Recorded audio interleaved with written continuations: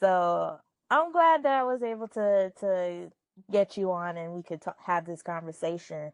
I guess my last question before we get into the fun stuff is, what advice would you give to a young black man? Ooh, I'm very, very passionate about that. So you should be on my newsletter. I don't know if you read my newsletter. I do. That's why I came with the question.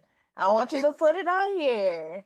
perfect, perfect. So, hey, listen, if you check me out on LinkedIn and different media, pretty soon the picture is going to change because I have a picture with me with a Caesar cut, and now if you're able to see me, you'll see that I have locks. Mm. So this is just to talk about my hair. It's not just hair; it is like a timeline of my journey. I keep it grown, and yeah, so just to relate it back to your young black man is that a lot of times we feel like we have to shrink to fit into certain spaces, and we shouldn't have to do that. I will caution you to be humble, to always be willing to learn. The biggest room out there, whether figuratively or any other way you want to put it, is the room of growth, because you could always keep growing. So be humble enough to learn. But not only that, be bold enough to teach, because your experiences is yours.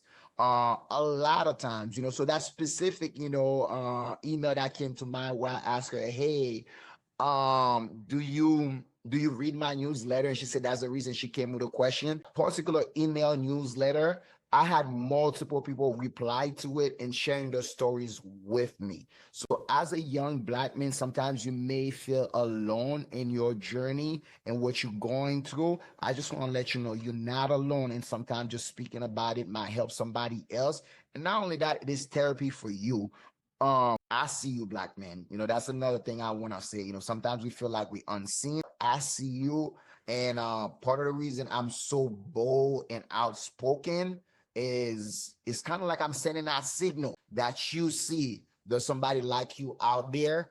But I cannot do it alone. Every movement need the people to be part of it. So I will say, definitely stop playing checkers and start playing chess, because you have experiences to be able to do that. And we don't have to fake it to make it.